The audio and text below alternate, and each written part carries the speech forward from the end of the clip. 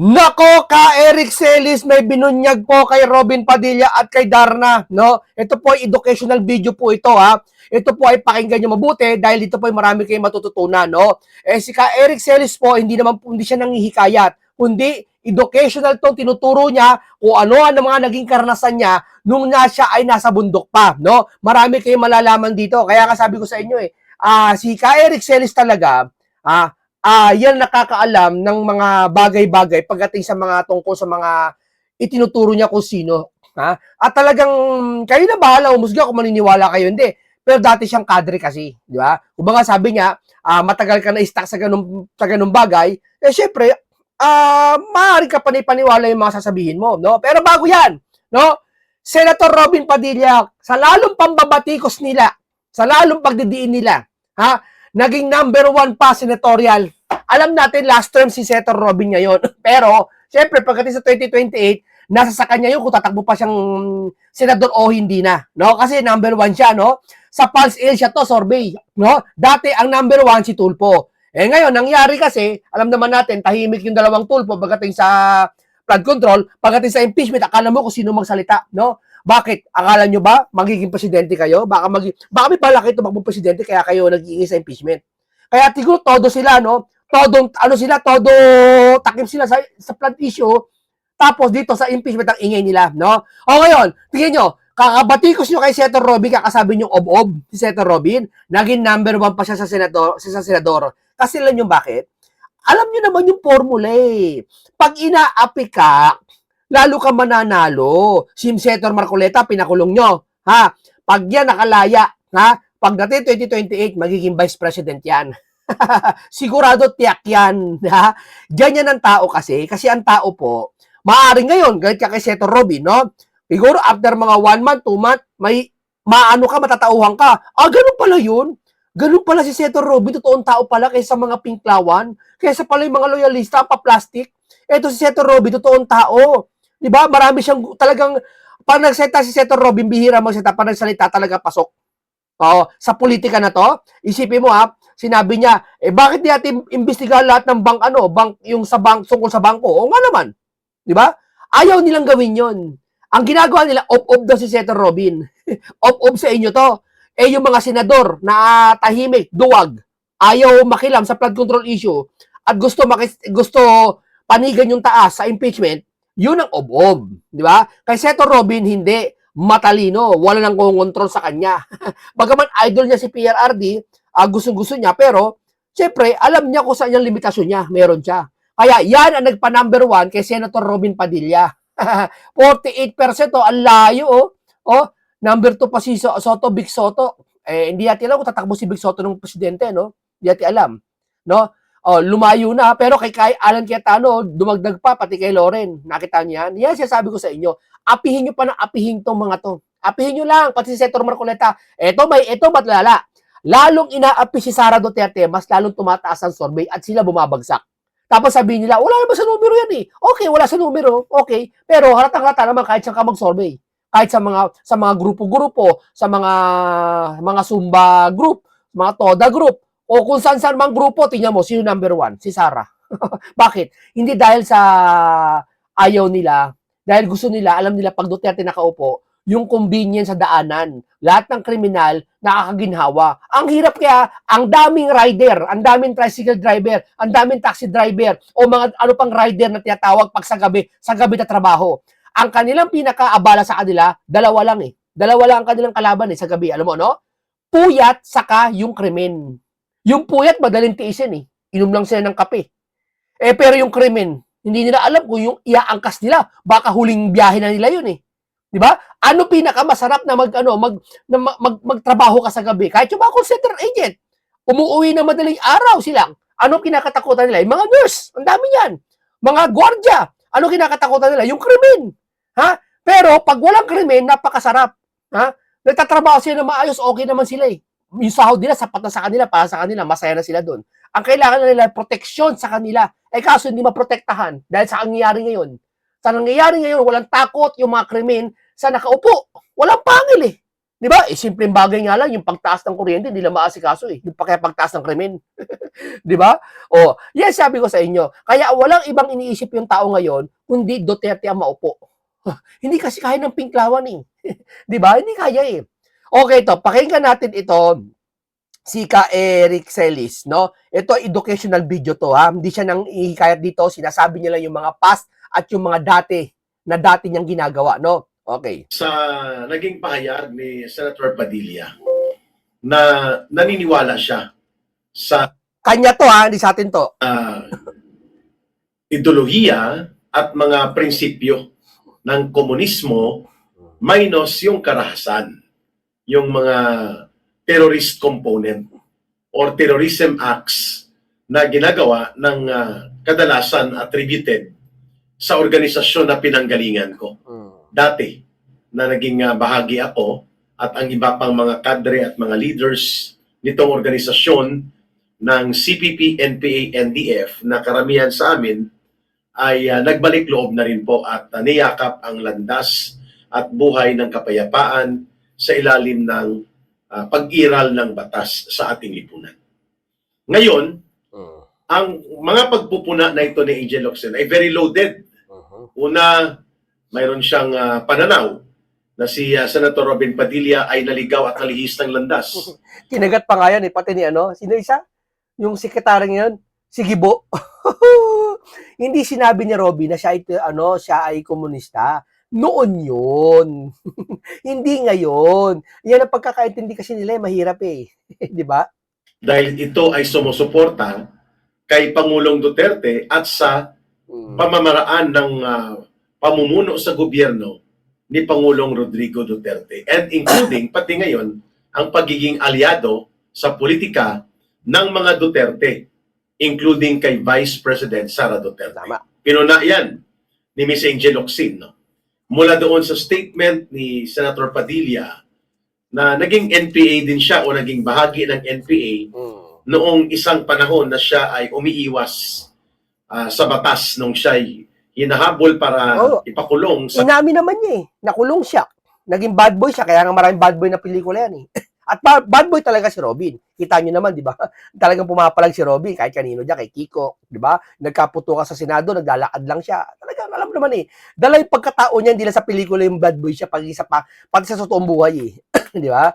Alam natin si Robin, nagkagaroon ganyan. Pero, syempre, mula na siyempre na iba yung buhay niya sa mga tao na kasalamuhan niya, isa na dyan si Duterte, si Pangulong Duterte, na iba ang landas niya, no? Isa lang 'yun sa nagpaiba sa kanya, no? Pero kung hatulan mo si Senator Robin, dahil ganun-ganon, ay hindi maganda 'yun.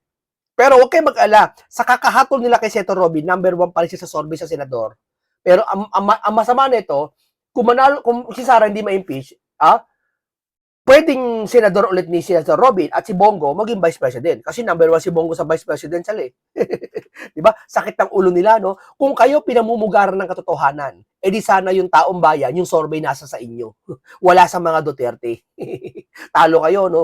Kaso, ang nangyayari, gusto ng taong bayan ng mga Duterte, pero kayo ayaw nyo. Gumagawa kayo ng iba't ibang paraanan na mawala ang mga Duterte. Pinapakulong lahat ng kalaban, ini-impeach ng sapilitan, di ba? Expedition, ng illegal possession of firearms sa mga unang bahagi o kalagitnaan ng dekada 90. Okay. At ako, kinukumpirma ko yan that si Senator Padilla during that time na umiiwas siya sa pagharap sa proseso ng batas when he was charged criminally and was about to be prosecuted, ay umiwas siya at pumunta, nakipag-connect, nakipag-ugnayan at na-custody siya ng mga unit ng NPA sa Bicol region. Hindi kami nagpang-abot doon, but nakilala ko po yung mga naging kasama niya doon sa Bicol. Siguro several months din, na binibisita pa nga yan dati ni Rostom Padilla, no? Hindi pa siya naging baby gandang hari, at nila Carmina Villaruel, no? Mag-asawa pa sila noon. And even ang wife ni Robin Padilla noon, na nanay ng mga anak niya, na I think nag-move na at namuhay na sa bansang Australia. Yan, no? Totoo yan sa chapter na yan. So, ibig sabihin, namundok talaga. namundok talaga si Robin. Sinabi ni mismo ni Caselli. Kasi ibig sabihin, totoo talaga, komunista siya dati. Dati yun, hindi ngayon. Di ba? Nagbago na siya ngayon. At nagbago na rin si Eric Celis na dati niyang landas yun. Yan ang kagandahan. Iniwan nila yung mga dati nilang masasama na gawa. Sumama sila sa katotohanan. Di ba? Nakakuha ng mga pag-aaral doon si Senator Padilla, including ang maikling kurso sa lipunan at Rebolusyong Pilipino. At ilang mga akda at sulatin tungkol sa mga paniniwala at mga organisasyon na konektado po sa komunistang kilusan sa Pilipinas, ang CPP, NPA, NDF particularly. Hindi ko na madidetalye yung mga episode sa buhay na yan ni Senator Padilla dahil hindi ko rin nakuha ang buong detalye niyan, pero nakukumpirma ko na totoo yung sinasabi niya na nakipamuhay siya sa bundok grupo ng CPP, NPA, NDF, ng mga totoo NPA. Yun. Hindi ngayon yan noon yan baka magkamali na naman sila dyan. Noon niya, kinukwento lang ito ni Ka Eric at binibigyan niya ng lesson sa atin. Na wag yun ang tularan to. Ibig sabihin, wag yung tularan to, ang grupo na to, sinamahan dati nila kasi ganito mangyayari. Kaya nagpapayo siya lagi-lagi sa atin si Celis yung mga iba di maniniwala dito, sinungaling daw to, bayaran daw to. Ay, Diyos ko po, bayaran? Yeah? Mas maniniwala kami dito. Dati niyang kasama yung grupo na yun Yeah. Rio ng Bicol. Ngayon, itong pangalawang punto ni Angel Ocsino na binabanggit niya, na si Pangulong Rodrigo Duterte ay parang equivalent ng isang pagkakamali. Kung bakit sumama at sumuporta dito. Pati nga si Kibuloy kinu-question niya Naniniwala daw ba si Robin na anak ng Diyos si Kibuloy? Son of God si Kibuloy? Sa pananampalataya yan, nila Kibuloy, naniniwala mga member ng KOJC. Wala kang pakialam kung yun ang paniniwala nila. Kung mali sa'yo, wala kang pakialam. Diba? Ituro mo yung reliyon na meron ka na alam mong tama. Diba? Kung gusto silang pakialaman. Respeto mo lang sila, o palagay natin mali yun. Palagay natin, ba't mo babakbakan sila ng ganun? Si Senator Padilla sa mga Duterte political camp. Pati po ang butihing pastor na kaibigan ko at kaibigan ni Ma'am Lorraine. Lalo na po ng kasama namin ito sa pagbubuo ng Laban Kasama ang Bayan program na lumaban ng tulotodo sa information war at sa pagpapatatag, information war against the CPP, NPA, NDF, at pagpapatatag ng mga programa ng National Task Force to End Local Communist Armed Conflict or NTF-ELCAC. I'm talking about Pastor Apollo Kibuloy ng Kingdom of Jesus Christ at ng SMNI News Network na ininsulto at binastos din ni Angel Ocsino sa kanyang liham pahayag laban sa kanyang pagpupuna di umano sa mga mali at hindi niya nagugustuhan ng mga paninindigan at desisyon ni Senator Robin Padilla.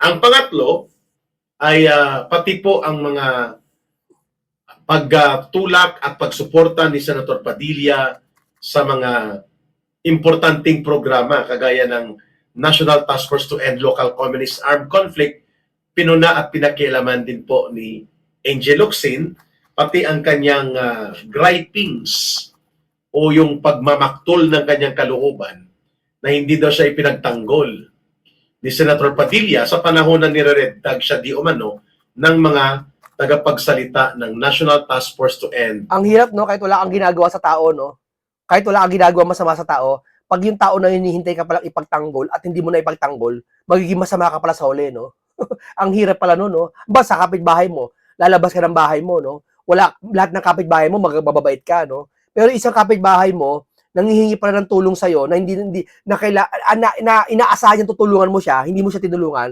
sasama pala loob sa'yo, Hindi mo alam. Mahirap yun. Ba't ka naman tutulungan? Humingi ka ba ng tulong sa kanya? Diba? Ganoon lang yun Wag mo hanapan yung tao ng tulong na wala naman tumulong sa akin. Diba? Sinumbatan mo lahat ng tao. Hindi ganoon. Local Communist Armed Conflict or the NTF-ELCAC, particular yung insidente noong 2020 na pinuntuhan siya at pinuna din in public ni General Antonio Parlade. Kasama po namin ito ni Dr. Lorraine Maribadoy sa Strategic Communications Cluster at core leader ito si General Parlade ng National Task Force to End Local Communist Armed Conflict, which was a major program that was a big milestone and major breakthrough na talagang kinumpronta ang lahat ng anggulo at mga components ng pag-iral ng CPP, NPA, NDF sa ating bansa. Ayun. So with that reference, mararamdaman mo no, doon sa nilalaman ng sulat na ito ni Angel Locsin na siya ay nagtatampo kung bakit napabayaan daw siya at hindi man lang siya nakakuha ng simpatya o positive and reinforcing support mula kay Senator Padilla at the time na nasasangkot siya sa kontrobersya kung saan ay lantad na lantad ang kanyang pag-iendorso at pakikipagsalamuha sa mga front organizations ng CPP, NPA, NDF na ina-identify naming mga dating kadre at mga rebelde at mga leaders sa Siya may sabi niyan, hindi tayo Si Ka Eric Celis may sabi niyan. loob ng CPP, NPA, NDF, kagaya nitong grupo ng Gabriela. Ayan. So, magbibigay tayo ngayon ng mga pagpapaliwanag. Nire-red tag ba si Miss Angel Locsin o na-red tag ba siya? Ano ba itong red tagging na kanyang inireklamo and she is now parroting. Dinudugtungan niya at tinatambol ang mga linya ng propaganda ng komunistang teroristang grupong CPP, NPA, NDF, lalo na sa pag-abuse ng salita na red tagging. Yun. Pangalawa, ililinaw natin na hindi naman talaga krimen ang paniniwala sa isang ideolohiya. Kapareho ng paniniwala sa relihiyon. Wala pong pwedeng magdikta yan sa isang individual na ito lang ang pwede mong paniwalaan, ito hindi. Yes. Both in religion and in ideology. Halimbawa, kung naniniwala ka, kung si Ma'am Lorraine pa sa example niya sa aming programa sa Bigwas ng Agila, na spaghetti ay symbolism ng isang spiritual na kapangyarihan at para sa iyo ay pwedeng sambahin ang spaghetti, sa paniniwala mo, rerespetuhin ka ng Estado. Rerespetuhin ka ng gobyerno sapagkat yan ay respetuhin ka ng gobyerno. Pero pag sariling ano ba, religious sa religion na, debate na, doon magkakaroon ng pagkatalo na kasi religious sa religion. Pero ba, religion, di naman babatikusin mo gobyerno. Wala karapatan ng gobyerno diyan. 'Di ba? Paniniwala mo 'yan Pero kung religious sa religion na, halimbawa, religion mo Katoliko, siya ay JC. Magdebate na lang kayo para mapatunayan yung sino totoo sa inyo, 'di ba? Kaya nga may sinasagawang pagdidebate. May mga dive na dati yung mga 1990s sa Luneta, ginagawa ang debate. Ngayon, sa mga covered court na, religion versus religion. Yan, nagdidebate. Di ba? Universal human rights. At nasa Bill of Rights din po yan na ginagarantiya at pinoproteksyonan ng ating saligang batas. Pero ibang bagay na ipipilit mo ang... Kaya hindi nila ma-checkmate si Ka Eric Celis Kasi ang kinukwento nito yung pinagdaanan niya. Hindi pwede makapagsinungaling, alam niya, identify niya kung sino dito sa Pilipinas ang ang makakaliwang grupo Alam niya yung sa mga panahon pa niya, level niya, alam niya kasi dati siyang ganyan. Hindi siya pwede, bayaran ka, Celis, ito ginagawa mo, bayaran ka, nag-ibento ka. Hindi. Ayaw lang nila maniwala. Di ba? Paniniwala mo na spaghetti ay isang espiritual na simbolo ng paniniwala sa Diyos na makapangyarihan at ipipilit mo sa isang tao with coercion and other forms of force, magkakaroon ka ngayon ng problema dahil lumalabag ka sa mga limits of the law. Hanggang doon lang sa paniniwala. Pag gumawa ka ng hakbang na ipilit mo at ikumpas ang paniniwala mo at lumabag ka na sa mga batas ng pamimilit, laban yan sa batas, mali yan, pwede kang kasuhan at makulong o ipapahuli ka ng Estado. Hindi dahil sa paniniwala mo, kundi dahil sa iyong ginawa. Ganon din po sa ideolohiya. Kung naniniwala ka, kapag ang binanggit ni Senator Padilla, na may mga elemento ng ideolohiya sa paniniwalang komunista na tama, hindi po mali na maniwala doon. Pero kung gagamitin mo itong ideology and political belief mo on communist doctrine at magsasagawa ka ng karahasan, Yan. mag-aarmado ka, mga ambush ka ng pulis at sundalo, manununog ka, mangbobomba ka upang pabagsakin ng gobyerno at ipilit na may tayo ang isang sistema na ang pundasyon ay paniniwalang komunista, hindi na pwede yon. Yun, ang liwanag oh. Diba? Ang liwanag na masama ang ganung sistema ng sinasabi ni Celis. Diba? Makakasuhan ka na doon at makukulong ka. Tama, hindi naman kaguluhan dapat eh. Kapag ito ay ginawa mo, hindi dahil naniwala ka sa komunismo, kundi dahil gumawa ka ng mga aksyon at mga hakbang based on your belief, gumawa ka ng aksyon na labag sa batas. Tantamount to terrorism, rebellion, or mga bahagi ng naturang krimen na ipinagbabawal at pinaparusahan sa ilalim ng batas. It's not about your belief. It's not about the ideology, but your corresponding action na nanggaling doon sa iyong paniniwala. Doon ka pwedeng mapaparusahan. Doon ka pwedeng mapapanagot, mga kababayan. Yan, napakalinaw. So ako, naniniwala din ako na may mga elemento ang komunismo na tama. Halimbawa, ang pagmamay-ari ng mga monopolyo na pagmamay-ari ng malalaking negosyo at malalaking mga pribadong pagmamay-ari sa gamit sa produksyon at ekonomiya like lupain, mga kagubatan, mga minerals, yung mga makinarias, mga bangko, sistema ng pananalapi.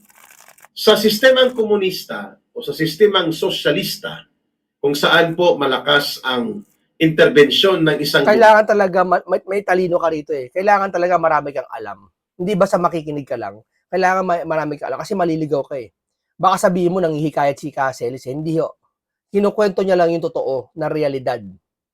Or political authority and state power, nire-regulate po ito or kinokontrol. At hindi pwede na iisa, dalawa o ilang pamilya lang ang sumasakop ng kapangyarihan, disposisyon, pag-angkin at pakikinabang sa napakalawak na resources ng isang bayan o ng isang bansa o ng isang lipunan. For example, sa Pilipinas, umiiral po ang ganyang sistema na 90% mahigit ng kayamanan sa lupain, pananalapi, mga minerals, resources, at lahat halos ng pang-ekonomiyang kalagayan ng bansa, humigit kumulang 90% ay nakokontrol lamang nang wala pa sa 5% o wala pa nga siguro sa 2% ng population ng Pilipinas. Around 120 families lang ang nagkokontrol at nagmamay-ari at nakikinabang ng malaki sa 90% na kayamanan sa Pilipinas. Ayan. So, ang malisyoso at baluktot na pananaw ni Ms. Angel Locsin na nanggagaling sa CPP, NPA, NDF na mga diskarte sa ideolohiyang komunista. Hindi ako masyadong related dyan na na tungkol dyan kay Darna. Wala ko dyan. Pero, syempre, yung background na ni Celis ang ating pinakikinggan, kung ano alam niya. No? May karahasan na kaakibat at mga paggamit ng terorismo, pamimilit at karahasan madugo na pamamaraan na tinatanggap, posible, ni Angel Locsin, pati dito sa mga front organizations na lumalangoy at nauugnayan siya at nagiging bahagi siya ng mga network kagaya ng Gabriela. Hindi po red tagging kapag pinupuna ka batay sa katotohanan at batay sa tamang perspektiba na ang iyong sinasamahan ay talaga naman pong bahagi ng urban operations ng CPP, NPA, NDF na tinatawag na front organization. Oh, yan na, siya may sabi niyan, ha? Hindi tayo may sabi niyan. No? Nasa sa inyo na lang kung maniniwala kayo kay Eric Celis, no? Kagaya ng Gabriela. Pero ito, isang educational video to na kung saan para maging aware tayo yung mga sinasamahan natin, yung mga nagrally diyan, baka yan ay makakaliwanan, maging aware tayo, no? Huwag tayo sumama sa masama alam natin. Huwag tayo sumama sa mga alam natin makakaliwang grupo tulad ng sinasabi ni Celis na ikasasama ng bayan, nananawagan ng kaguluhan. Hindi, wag yun. Hindi hindi tama yun. Mga party list nila.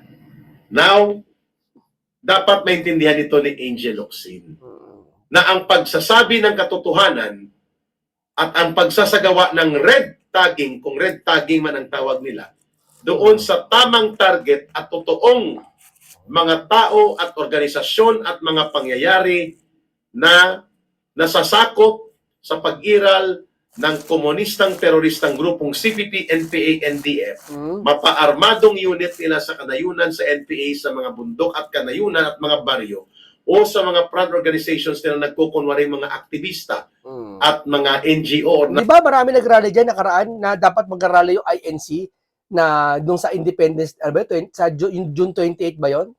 Di ba dapat mag-rally ang INC noon? Sinamahan ng mga kung ano makakaliwang grupo, di ba? Puro iba sinisigaw nila. Yun ang mali. Government organizations o mga advocates lamang ang pagbubunyag at pag-identify sa kanila correctly. The way ina-identify itong Gabriela at kapareho nitong mga kabalahibo na front organizations, hindi po yan red tagging na mali. Yan ang tamang red tagging. At dapat maintindihan niya ni Angel Locsin, the word red refers yan politically as term sa mga komunistang grupo at mga rebelding grupo na konektado sa komunistang mga kilusan kagaya ng CPP, NPA, NDF. Kaya red tagging. Kasi kung sila ay mga environmental warriors at ang advocacy nila ay ang pagtatanggol sa kalikasan at mga kapaligiran, hindi ang tawag sa kanila kapag sila ay ganon ka-passionate, ganon ang kanilang ideology, green ideology, ang gagawin sa kanila, pag-identify sa kanila ay green tagging. Joke lang yun, no? Kasi marami kahit sa ibang bansa, marami talaga na gusto nila natural, yung mga nasa bundok sila, pero hindi sila masasamang tao. May mga tinatawag na environmental, mga talagang gusto nila kalikasan, mga na prutas lagi, puro gulay, doon sila nakatira. May ganoon, maraming ganyan sa ibang bansa lalo Dito kasi wala nang bundok kalbo na Hindi red tagging. Dahil sila ay mga komunista at network ng komunistang terorista, tama lang na nire-red tag sila sa tamang definisyon, sa tamang pagpapahayag at tamang pag-identify. Tama, ang ganda ng paano ni Ka Eric, educational video talaga na matututo na sabihin hindi siya nanghihikayat. Wag kayo. Wag, di ba? Wag yung samahan tong grupo na to, parang gusto niyang ganun sabihin na pero pinaliwanag niya dati siyang ganyan. Kaya nga lumayas na siya sa grupong yan Hindi po mali per se ang red tagging. Ginagawang mali ito ng mga kagaya ng mga nila Nery Colmenares, nila Teddy Casino, nila Conte at mga party list nila para takutin ang mga tao na huwag maniwala sa pagbubunyag laban sa kanila.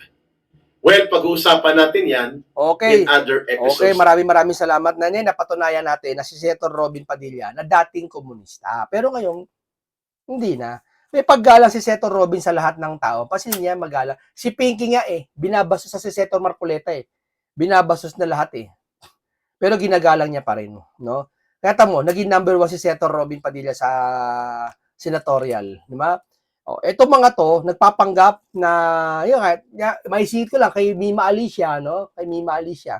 Pansinin nyo, lahat nadalaw. Ito, bago tayo magtapos lang, may napansin lang ako. Si Mima Alicia, dinadalaw ngayon ng mga ibang senador, opisyal ng Pilipinas, iba't ibang mga matataas na tao, dinadalaw. Ando na nga si Antique na nakaraan. Pero nakapagkataka, no? Mas dinadalaw nila yon vlogger kaysa doon kay Cabral.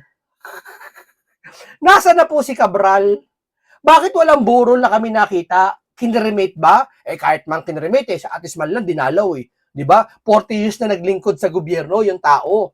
Ha? 40 years na hindi mo ba dadalawin man lang ng presidente o ng spokesperson o ng senador? Marami kayong napakinabang diyan. Bakit? O, kung totoo man namatay talaga, ha? Ba't di nyo dinalaw? Bakit? Nakakapagtakdi. Kung talaga namatay talaga, automatic dadalawin. Nakapagtataka, hindi dinalaw eh. Yun ang napakamahalagang bagay na hanggang ngayon palaisipan sa atin. Na kung totoo nga ba talagang yun ay tsogi na. Ako, naniniwala akong personal, parang hindi pa talaga eh. Ay, hindi pa talaga. Naniniwala ako eh. At naniniwala ako, lalabas siya sa tamang oras. Di ba? Sa tamang, hindi panahon. Kasi pag panahon, matagal pa eh. Ngayon, oras na lang ang binibilang ng big fish eh. Malapit na eh. Konti na lang eh. Pakiramdaman nyo. Di ba? O ngayon, naliwanagan tayo sa paliwanag ni Ka Eric Celis na talagang educational to na video na kayo na lang bahala, hindi ko siya sabing paniwala kasi siya sabi niya, kayo humusga kung maniniwala kayo sa kanya o hindi. No? Okay, maraming salamat po sa inyo. Isang komentaryong punong-puno ng karunungan at kaalaman at isang makabuluhan talakay naman ang akin natin sa inyo. Paalam po sa inyong lahat.